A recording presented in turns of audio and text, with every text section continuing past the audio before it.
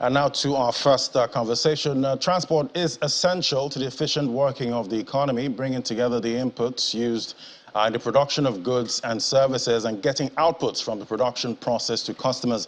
The Lagos State government recently completed the first phase of the Blue Line Rail, the Marina Mile 2 infrastructure.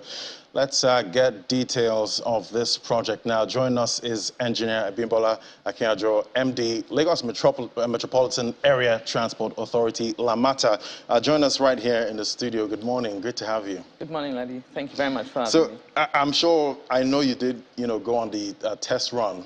Yes, I did. And I want you to paint a picture for me now, because I wasn't there. Okay. How was the experience? I mean, for us, it was just phenomenal. It's something that the state has been working on and we've been looking forward to. The ability to move from Mile 2 to Marina in less than 10 minutes. Even you would say that that is an amazing feat for us. And it is the future of where transportation in Lagos is going. All right. So looking at it, obviously quite an impressive feat now. But what challenges would you say, were there before you actually got to this stage? So we've been doing the implementation of this for a while. There's been a lot of challenges. First of all, we're building in the middle of an existing carriageway that was actually being worked upon. So you had two contractors working circa in the same space. You have the fact that you are elevating everything from Igomu. It goes elevated all the way. And working in areas where, if you know Alaba at all, it's hugely densely populated. There's a lot of activities going on around there. Trying to get your materials to your location for implementation in itself was a challenge because of the traffic that was there. And you always need to move concrete in a certain time. So that was that with regard to moving within a congested area to implement. Then there's the fact that we have to bridge over existing bridges, and beyond that we had to do a bridge in the lagoon. So from that perspective, there's been a lot of challenges. We've had shipwreck in it. We've had to move gas main pipes along outside of our corridor. But like I said, Lagos, we never give up. It's been very, very challenging. The terrain of Lagos to try and build an infrastructure like this in the middle of a city that is actively working and very busy is very challenging. But we're here now. And I know the first phase is done, but what's the length of the total project? So the total project is 27 kilometers from Okukumaiko to Marina. So what we've done now is circa half of it. From Mile 2 to Marina is about 13.2, 13.3 kilometers. And when can we expect the second phase? Oh, I know Oliver Twist right now, even though you're done with the first phase. When can we expect the second one? So the vision is to start the second one before the end of this first quarter of 2023. So we want to start operations, and then we will continue going backwards towards Okukumaiko. And that is what Mr. Governor has said that we will do this year, and I'm sure that we will do it. And obviously, this would be a capital-intensive, project. Talk to me about funding. Okay. So historically, before Governor Sanwo-Olu came, Lagos State had been sort of funding it completely out of its IGR, and as they find money, they pay. But what Governor Sanwo-Olu did was to work with 3 banks and the CBN, and we got funding as part of the DCRR cash funding for major projects, and Lagos State got that, and that's what we used to complete, to actually pay the contractor to complete the work.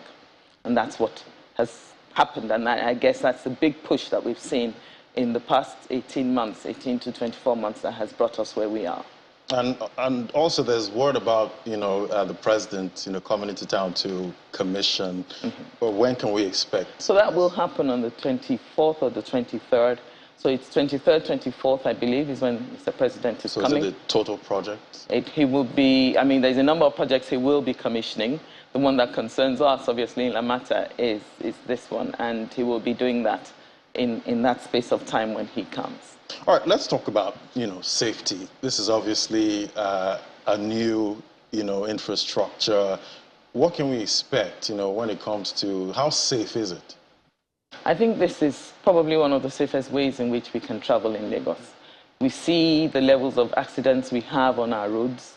and bearing in mind the number of people we will be carrying. So, for instance, I mean, we've said it so many times that this track is electrified.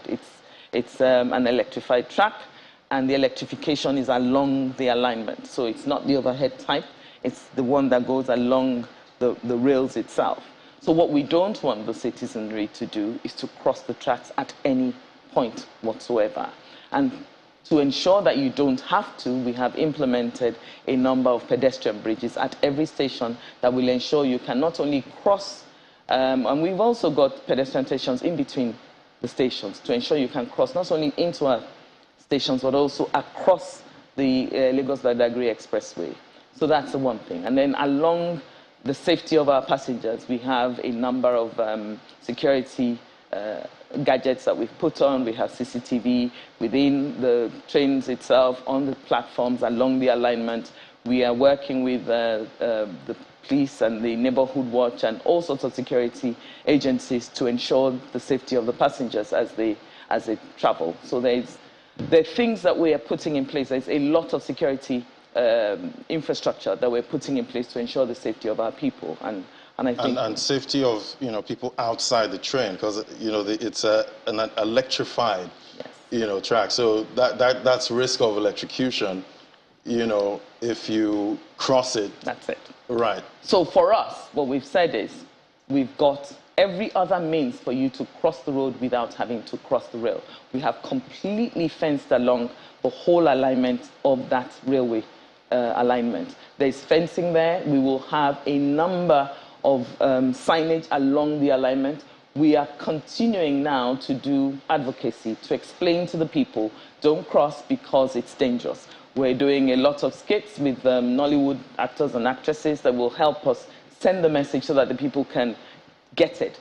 All of the messages that we're putting it out in various languages, in Yoruba, Hausa, Igbo, English, and even Igbo. We've done that. We've done some French translations as well for neighbors who are not resident here, so that everybody can understand. And we intend to keep doing that time and time and time again over time, so that until we get used to it, until the people are comfortable with this system, we will always continue to make those announcements and to make those advocacies every. Right. And talking about electrical, obviously we have our challenges when it comes to power supply. Yes. What's the plan there? Okay, so for us, the way to power an electric powered train would be, technically, you use the grid. But we know how epileptic our grid has been. So what we've done, we have two sources of power coming from the grid. We're working with EcoDisco. But beyond that, we have an IPP that's been built solely for this. That IPP, between that IPP and the grid, we have a UPS system that ensures that as I move from one type of source to another, you can't feel it. So it is instantaneous. In that way, wherever you are, when you are moving in the train, you will not notice if there's a change in power. So we have catered to that, and we're very confident about what we have. And obviously, we want better power in Lagos, yes. Obviously, so that there won't be any issues. Let's talk about ticketing. Now, I heard about the Cowrie card. How does that work? So we have that already in Lagos, actually. So all of our regulated transportation systems use the Cowrie card to get onto it. So the BRT buses, the regular regulated buses, all those blue buses that you see, you utilize the Cowrie card. Even the first and last mile buses, the small ones, you use the Cowrie card. On the regulated ferries, the lag ferries, you use the Cowrie card as well. So for us, we have an automatic fare collection system. You have the gates, and you will be able to get a Cowrie card, load it, and come to the gate, tap, the gates will open, and you will go in. So that is a way in which Lagos will now continue to pay for transportation. Let's talk about affordability now, to make sure this is not for the 1%. Yes. What's the plan for pricing? So, at the end of the day, first of all, we must know that when you do something like this, you must engage the people. So what we're doing now is that we are actually carrying out a study. We have done the ridership numbers. We are now understanding how we understand how people travel, but we're understanding their willingness to pay. What are you willing to pay? Understand the fact that as against sitting in traffic for 2.5 hours, you will be doing that journey for no more than 10 minutes one way, 10 minutes the other. So I'm saving you what? 2 hours, 10 minutes. What do we put on that? But even then, Lagos will never price the ticket such that it will not be affordable to everybody. So the vision is to get as many people onto these trains as possible. So for now, we're still in the process of these studies, but I know for certain that we will not be too far from whatever you are paying now, from Mile 2 to Marina. Whatever you are paying now from Mile 2 to Marina, the difference will not be much. So that means I believe I'll be able to afford. Oh, you will be able to afford it, and travel. Most of us will be able to afford it. Most of us. Most of Lagos will be able to. Fantastic. How much of a game changer, is this for the Lagos economy? And let's talk about sustainability now, going forward. What's the plan for sustainability? So for sustainability, first of all, we're doing the right thing. We're powering it electrically. We also have everything in place to ensure that we have a system that will run. And that's part of the reasons why we're carrying out these 3 months of testing and commissioning.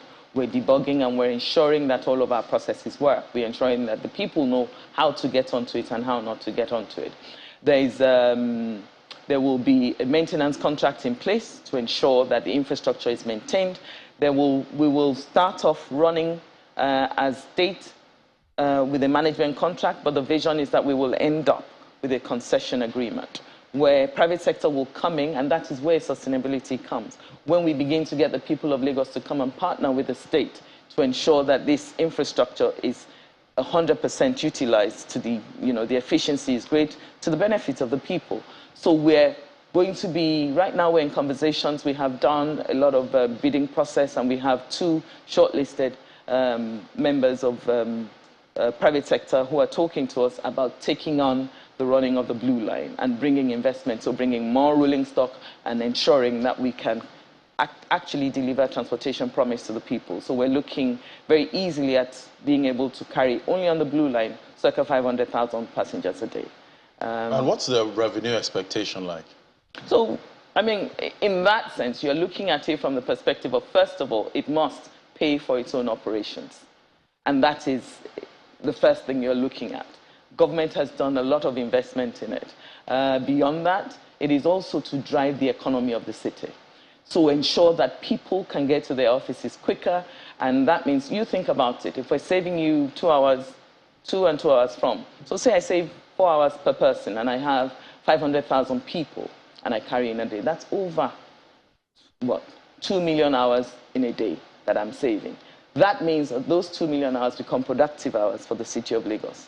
So when you look at it in that sense, there will be a lot of, beyond being able to run that infrastructure and that service, there is also the fact that the vibrancy of our economy begins to grow because of the productivity that we suddenly have injected into the economy. Yeah, because obviously a lot of man hours is, lost in traffic, in traffic. Gridlocks in Lagos. It'll be interesting to see how, this all plays out. And can we expect more, infrastructure like this, investments going forward?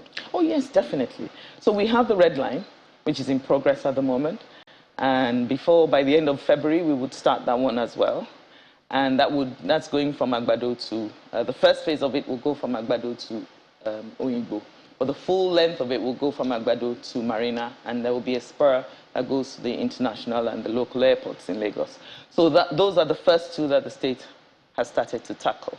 But we have 6 metro lines within the STMPs, the Strategic Transport Master Plan, and those ones you have one going from Mowe to Lasu, another one coming from Ikorodu to Ikeja, one going from Ota to National Theatre, and the Green Line that's going from Marina all the way to Lekki Free Trade Zone. So there's a lot that's coming. We are continuing to work with the Strategic Transport Master Plan, and I know that the current governor is gung-ho about transportation from his name's agenda. We see that transportation is big, and I know we have already been told that we must begin to look at the next 2. All right, we'll be looking forward to all of that. Thank you so much. And obviously, I can't wait to actually ride in that role. Thank you so much, Engineer Abimbola Akinjo, MD, Lamata. It was great having your perspective today. Thank you very much for having me. All right, so we'll take the conversation further now. After the break, we look at inflation for Nigeria. What can we expect in 2023? That's our next conversation. Do stay with us. This is Business Morning.